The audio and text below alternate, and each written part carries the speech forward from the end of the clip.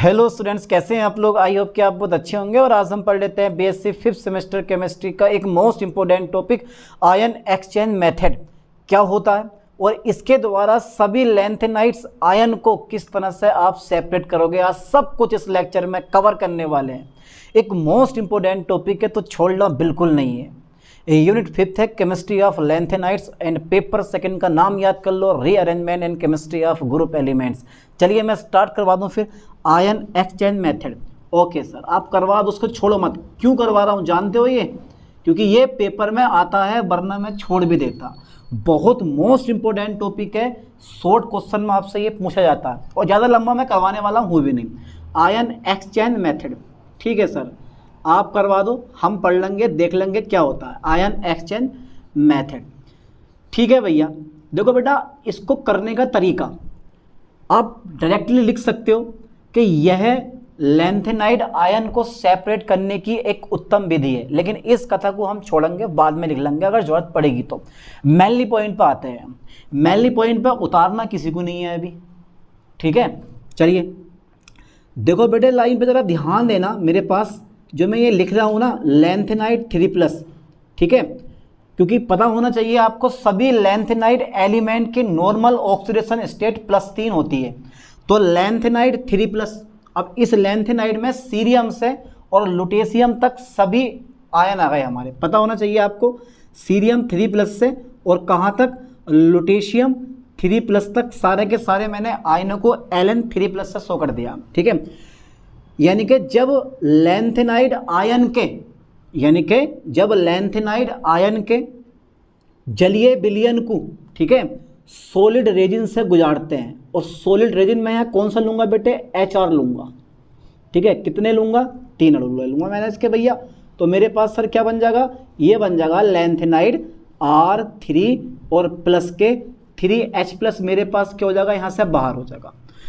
समझने की कोशिश करो, लैंथेनाइड 3+ आयन के जलीय विलयन को, ठीक है, सॉलिड रेजिन से गुजारते हैं। माना सॉलिड रेजिन HR है, तो हुआ क्या यहाँ पर, हुआ ये कि लैंथेनाइड आयन, ठीक है, सॉलिड रेजिन के H+ आयन द्वारा क्या हो गए, परिवर्तित हो गए। यानी कि मैं थोड़ा सा लिखने वाला हूँ, लाइन पे ध्यान देना। Lanthanide, okay sir, lanthanide 3+ ions के, ठीक है बेटा, लैंथेनाइड 3+ आयंस के जलीय विलयन को, फोकस करें बोर्ड पर, के जलीय विलयन को ध्यान से देखना कि जलीय, हाँ सर, विलयन को कैसे गुजारते हैं, जलीय विलयन को सॉलिड रेजिन से, फोकस करें लाइन पर, सॉलिड रेजिन से गुजारते हैं, सॉलिड रेजिन से गुजारते हैं। अब रेजिन 2 प्रकार के होते हैं, एक होता है कैटायन एक्सचेंजर और दूसरा होता है एनायन एक्सचेंजर। ओके, ये हम बाद में डिस्कस कर लेंगे, वरना देख लेंगे क्या होने वाला। पहले अपना मेन पॉइंट तो लिखो, जिस पर टीचर आपको नंबर देके जाएगा तो आप भी खुश, टीचर भी खुश। तो लैंथेनाइड 3+ आयंस के जलीय विलयन को सॉलिड रेजिन से गुजारते हैं, ठीक है, सॉलिड रेजिन से गुजारते हैं। Okay sir, okay okay okay okay. अब ये जो सॉलिड रेजिन है, ये कौन सा मानूं, मैंने यहाँ मान रखा भैया, माना ये क्या है बेटा, ये है HR है, ये मैंने क्या मान लिया बेटा, HR है, ठीक है सर। ये क्या है, एक सॉलिड रेजिन है, वो भी कौन सा वाला होता है, कैटायन सॉलिड रेजिन होता है हमारा ये। तो माना ये है क्या है, HR है, ठीक है। अब ये HR क्या करेगा, ठीक है, Ln 3+, ओके, लाइन पे ध्यान दो। Ln 3+ आयंस जो होते हैं भैया, वो रेजिन के, कौन से रेजिन के, सॉलिड रेजिन के, ओके सर, सॉलिड रेजिन के, ठीक है सर, सॉलिड रेजिन के H+ द्वारा, यानी कि H+ आयन द्वारा, ओके, H+ आयन द्वारा क्या हो जाते हैं भाई, H+ आयन द्वारा, ठीक है, परिवर्तित हो जाते हैं, H+ आयन द्वारा चेंज हो जाते हैं, यानी कि परिवर्तित हो जाते हैं। ओके सर, परिवर्तित हो जाते हैं, ठीक है भैया, परिवर्तित हो जाते हैं, ठीक है। ये मैंने लिख दिया। तो मैंने क्या लिखा कि Ln 3+ आयंस के जलीय विलयन को सॉलिड रेजिन से गुजार दिया। माना ये क्या है, HR है, और Ln 3+ आयन जो होते हैं वो सॉलिड रेजिन के H+ आयन द्वारा परिवर्तित हो जाते हैं, वो भी गए, ठीक है। तो ये मेन रिएक्शन हमारी अभी आ गई, ठीक है। अब क्या होता है, अरे भैया, क्योंकि रेजिन एक नहीं है, क्योंकि जो मेरे पास लैंथेनाइड आयन है वो केवल एक ही नहीं है, सारे के सारे हैं, सीरियम 3+ से और लुटेशियम 3+ तक। ये अपनी मेन रिएक्शन पे फोकस करना ठीक से। अब आगे क्या करने वाला हूँ वो देखते हैं। यानी कि सभी आयंस जो होते हैं वो सॉलिड रेजिन पर आ जाते हैं। इस लाइन को भी ध्यान से नोट करो। सभी आयंस जो होते हैं, बेटा लाइन पे फोकस करना, सभी आयंस जो होते हैं वो काय पर आ गए, सॉलिड रेजिन पर आ गए। ठीक है, सॉलिड रेजिन पर आ गए, सॉलिड रेजिन पर आ जाते हैं। चलिए सर, सॉलिड रेजिन पर आ गए। अब बात यहाँ ये आती है कि सबसे ऊपर कौन सा लैंथेनाइड आयन होगा और सबसे नीचे कौन सा लैंथेनाइड आयन होगा। सोचने वाली बात है भैया, जरा मुझे बताओ, सोच लो जरा एक बार और। यानी कि सॉलिड रेजिन पर तो आ गए, तो सबसे ऊपर कौन सा लैंथेनाइड आयन होगा और सबसे नीचे, तो सबसे ऊपर सीरियम ही होता, सबसे नीचे लुटेशियम भी होता, लेकिन सबसे पहले इस लुटेशियम का सेपरेशन होता है और सबसे बाद में इस सीरियम का सेपरेशन होता है। आयन एक्सचेंज मेथड आपसे कहता है कि जो एलिमेंट जितना भारी होगा वो सबसे पहले निकल कर आएगा और जो एलिमेंट जितना हल्का होगा वो सबसे बाद में निकल कर आएगा। तो सबसे पहले सेपरेशन किसका होता है, लुटेशियम का होता है, और सबसे बाद में किसका होता है, सीरियम का होता है। अब मैं नेक्स्ट लाइन क्या लिखने वाला हूँ, मैं नेक्स्ट लाइन लिखने वाला हूँ सबसे पहले।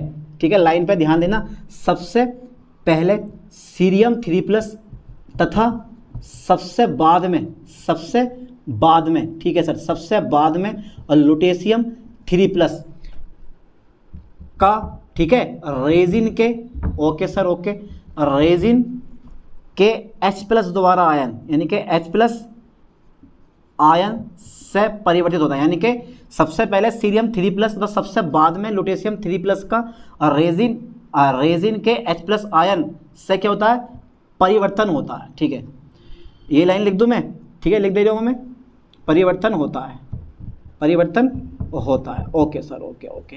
सबसे पहले सीरियम 3+ तथा सबसे बाद में लुटेशियम 3+ का रेजिन के H+ आयन से क्या होता है, परिवर्तन होता है। अर्थात मेरे कहने का मतलब ये है, अर्थात मेरे कहने का मतलब ये है कि सॉलिड रेजिन में, सॉलिड रेजिन में, सॉलिड रेजिन में सबसे ऊपर कौन होता है, सॉलिड रेजिन में सबसे ऊपर कौन सा होता है भैया, जल्दी बताओ। सबसे ऊपर सीरियम 3+ तथा सबसे नीचे, सबसे नीचे कौन होगा भैया, सबसे नीचे होगा लुटेशियम 3+ होगा।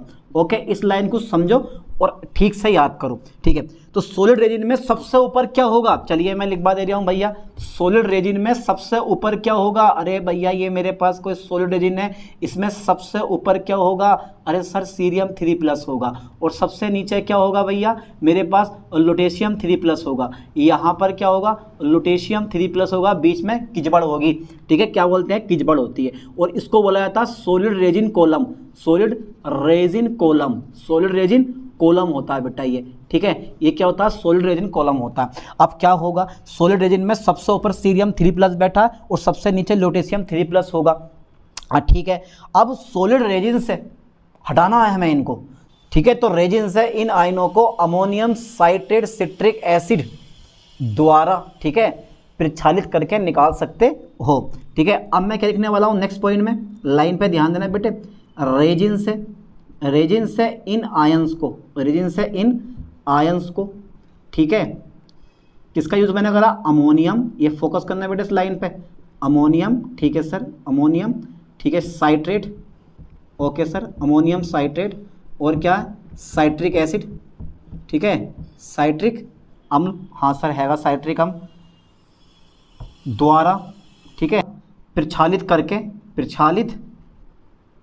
करके निकालते हैं, करके निकालते हैं। ठीक है भैया, करके निकालते हैं। ओके सर, चलो करके निकालते हैं, कैसे निकालोगे वो भी हम चेक कर लेते हैं अभी, करके निकालते हैं। अब कैसे निकालोगे भैया, तो अब क्या करते हैं, यानी कि इस मेथड में किसके, अमोनियम साइट्रेट साइट्रिक एसिड, ठीक है, यानी कि इस मेथड में सॉलिड रेजिन कॉलम में, ठीक है, अमोनियम साइट्रेट सिट्रिक एसिड डालते हैं।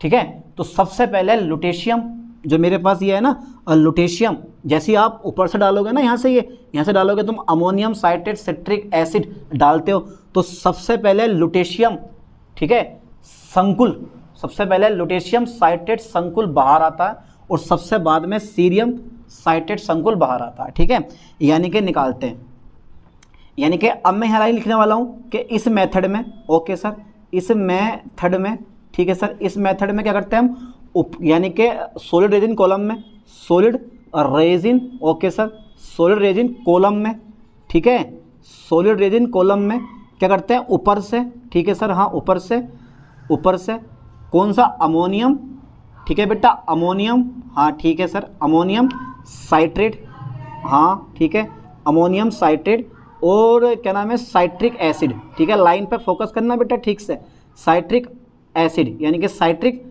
अम्ल, ठीक है, डालते हैं। तो सबसे पहले क्या होगा, डालते हैं तो सबसे पहले क्या होता है, सबसे पहले, ठीक है, कौन सा, लुटेशियम साइट्रेट संकुल, लुटेशियम साइट्रेट संकुल क्या होता है, बाहर आता है, ठीक है सर, संकुल बाहर आता है, ठीक है, तथा सबसे बाद में क्या आता है बेटे, सबसे बाद में कौन सा आता है, सीरियम 3+, ठीक है, लुटेशियम संकुल, चलो 3+ मान लें, तो सीरियम, ठीक है, आप लुटेशियम 3+ भी कर सकते हो ना, तो ऐसे ही बोल दिया, सीरियम साइट्रेट संकुल बाहर आता है, ठीक है, संकुल बाहर आता है।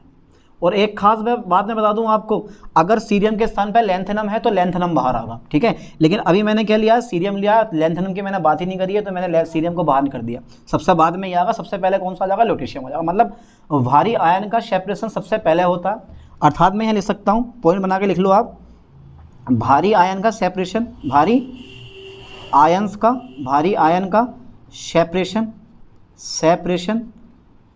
सबसे पहले, ठीक है, तथा हल्के आयन का सेपरेशन,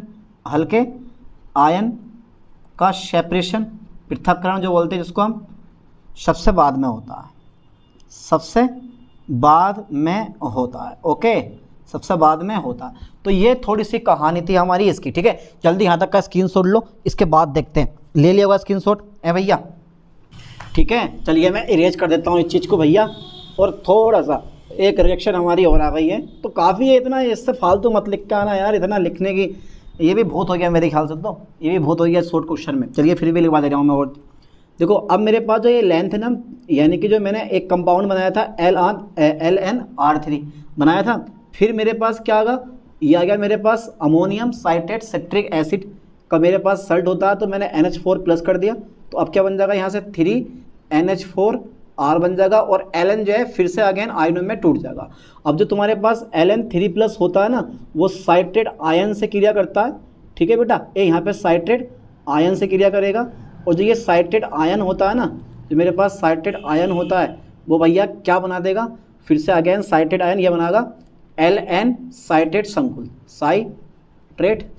ओके, साइट्रेट संकुल ये बना देगा हमारा, ठीक है। तो आराम से आप इस रिएक्शन को लिख सकते हो, एक छोटी सी रिएक्शन थी, आराम से कवर कर लोगे, दिक्कत तो नहीं है कोई भी भैया, कोई दिक्कत नहीं होनी चाहिए। ये रिएक्शन लिख के ना नंबर पूरे मिलने वाले हैं, थ्योरी लिखिए या मत लिखिए, बकवास होती है, कोई दिक्कत नहीं है, पर ये नंबर जो दिलवाएगी, ये रिएक्शन दिलवाएगी आपको। अब लास्ट में लिख देंगे कि यार ये आयन एक्सचेंज मेथड जो होती है वो लैंथेनाइडों के सेपरेशन की एक उत्तम विधि है। लास्ट में लिख दो इस लाइन को भी कि यार ये है क्या चीज़, यानी कि यह मेथड, यह है यानी कि आयन एक्सचेंज मेथड, यानी कि यह है, ठीक है, लैंथेनाइड्स, यह है लैंथेनाइड्स को क्या करने की, सेपरेट करने की, ठीक है, सेपरेट मतलब पृथक, सेपरेट करने की सबसे उत्तम विधि, सबसे क्या है, उत्तम विधि है। लाइन पे फोकस करना, सबसे उत्तम विधि है, ठीक है बेटा, ये मैंने लिख दिया, सबसे उत्तम विधि है। और एक लाइन में और लिखवा दे रहा हूँ इस पॉइंट में कि समान आवेश वाले आयनों का रिवर्सिबल इंटरचेंज, ठीक है, आयन एक्सचेंज कहलाता है, यानी कि समान आवेश वाले, ठीक है, समान आवेश वाले, ठीक है भैया, समान आवेश वाले, ठीक है, समान आवेश वाले आयंस का रिवर्सिबल, ठीक है, उत्क्रमणीय रिवर्सिबल इंटरचेंज,